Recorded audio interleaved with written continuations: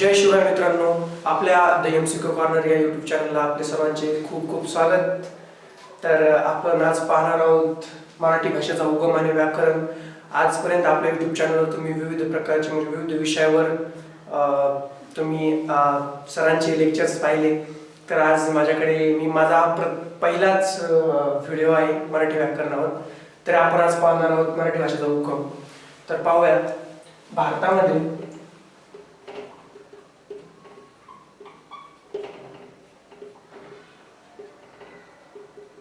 भारतामध्ये भाषाचे दोन गट पडतात. तर भारतामध्ये भाषांचे दोन गट पडतात. तर पहिला गट आहे इंडो आर्य गट, म्हणजेच ज्या भाषा महाराष्ट्राच्या उत्तरेकडे बोलले जातात, उत्तरेकडील राज्यामध्ये बोलल्या जातात, त्या भाषांना इंडो आर्य गट असे संबोधले जाते. तर पाहूया.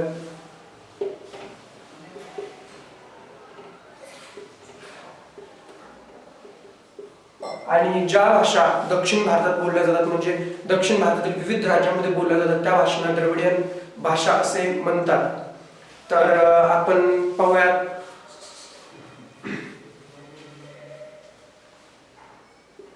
तर मराठी भाषा ही ब्राह्मी लिपीमधून आलेली भाषा आहे. हे तर तुम्हाला म्हणजे थोडंफार माहित असेलच. तर मित्रांनो, मराठी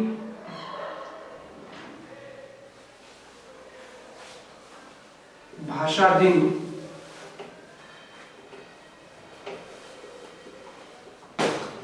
कुणाचा जन्मदिवस असतो त्या दिवशी, आणि कुणाच्या जन्मदिवसानिमित्त मराठी भाषा दिन बोलला जातो हे तुम्हाला माहित असेल तर नक्कीच कमेंट करा. आणि तसं मी सांगणारच आहे तुम्हाला.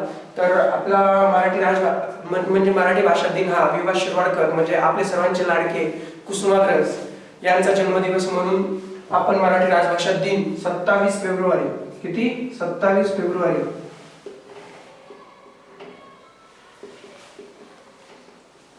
लक्षात राहू द्या मित्रांनो. तर 27 फेब्रुवारी हा दिवस आपण मराठी भाषा दिन म्हणून पाळतो. आणि तसेच 1 मे हे पण महत्वाचं आहे, मराठी भाषा दिन आणि मराठी राजभाषा दिन. तर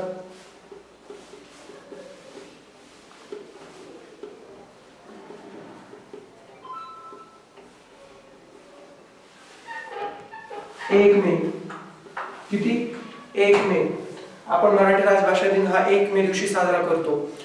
महाराष्ट्रामध्ये प्रामुख्याने मराठी भाषिक राहतात, म्हणजेच आपल्या महाराष्ट्रात प्रामुख्याने सर्वांची जवळपास मातृभाषा ही मराठी असल्यामुळे आपल्या महाराष्ट्रात मराठी भाषा बोलली जाते.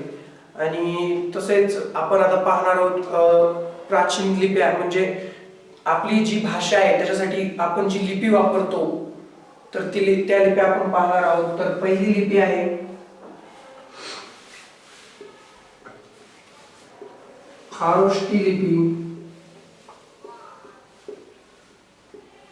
आणि ब्राह्मी लिपी.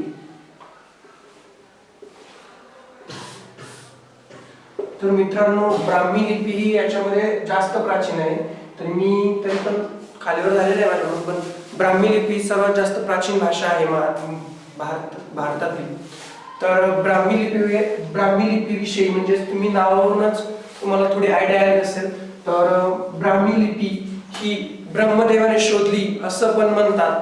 पण मग वेगवेगळ्या विद्वानांचं म्हणणं, म्हणजे वेगवेगळ्या विद्वानांमध्ये मतभेद आहेत या गोष्टीवर की ब्राह्मी लिपी ही ब्रह्मदेवाने शोधली म्हणूनच तिचं नाव ब्राह्मी आहे असं पण बोललं जातं. आणि तर आपण ही ब्राह्मी लिपी हिचा म्हणजे ही अत्यंत प्राचीन लिपी आहे भारतातील. तर आपण पाहणार आहोत खारोष्टी लिपी. खारोष्टी लिपी ही गांधारी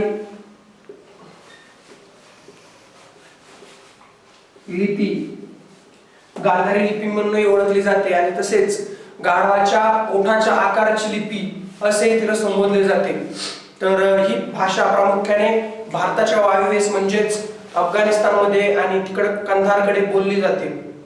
तर आपण बघूया आता देवनागरी लिपी. देवनागरी लिपी ही ब्राह्मी लिपीतूनच आलेली भाषा आहे.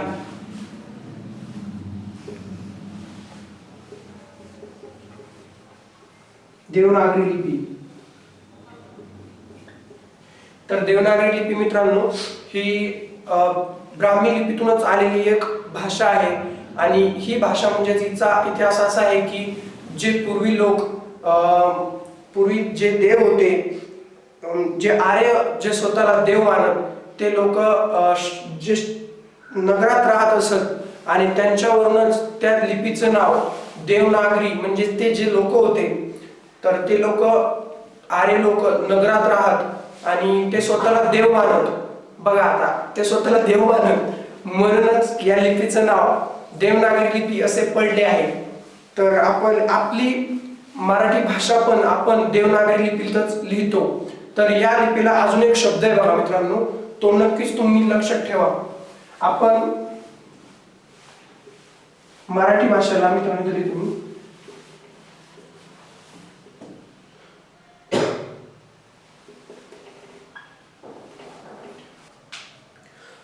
तर मित्रांनो आपल्या देवनागरी लिपीला बाळबोध लिपी या नावाने पण संबोधले जाते. तर ही लिपी या लिपीतील जे शब्द आहेत ते स्वतंत्र आहेत, त्याच्यामुळे आपल्या देवनागरी लिपीला परिपूर्ण भाषा असे पण म्हणतात. आणि ही लिपी डावीकडून उजवीकडे लिहिली जाते, हे लक्षात असू द्या. डावीकडून उजवीकडे लिहिली जाते आपली देवनागरी लिपी. तर आता आपण पाहूया मोडी लिपी. मोडी लिपी. मोडी लिपी म्हणजे देवनागरी लिपीला पूर्वी मुरड घालून लिहिण्याची सवय होती म्हणूनच तिला मोडी लिपी म्हणतात. म्हणजेच मोडी लिपीला अजून धावलिपी असेही म्हणतात. तर मित्रांनो आज आपण अशा प्रकारे विविध म्हणजे मराठी भाषेचा उगम तसेच ज्या मराठी भाषा दिन वगैरे आणि मराठी राजभाषा दिन तसेच खारोष्ठी लिपी पाहिली, ब्राह्मी लिपी पाहिली, देवनागरी लिपी पाहिली आणि बाळबोध लिपी पण पाहिली. तर मित्रांनो आता आपण हे सर्व पाहिलं तसेच आपण पाहणार आहोत. आपल्या जाता जाता तुम्हाला मी दोन सांगून जातो म्हणजे जे इम्पॉर्टंट आहेत खूप जास्त, म्हणजे जवळपास बऱ्याच एक्झाम मध्ये विचारलं जातं की मराठी भाषेची शिवाजी आणि मराठी भाषेची पाणिनी.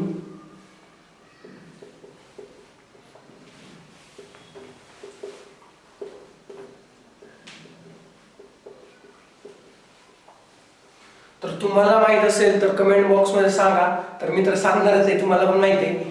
तर आपल्या मराठी भाषेचे शिवाजी म्हणून विष्णू शास्त्री, कोण? विष्णू शास्त्री चिपळूणकर.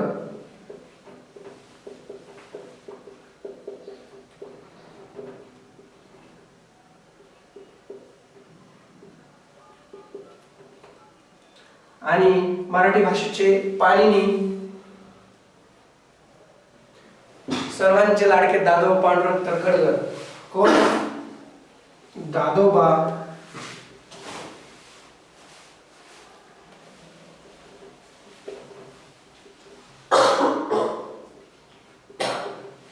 पांडुरंग तरखडकर. कोण मित्रांनो? तर हे दोन महत्त्वाचे व्यक्ती आहेत, हे तुम्ही नक्की लक्षात ठेवा. तर मित्रांनो आज आपण हे सर्व पाहिलं आणि मी तुमच्यासाठी असेच व्हिडिओ घेऊन येत जाईल जर तुम्हाला माझे व्हिडिओ आवडले तर.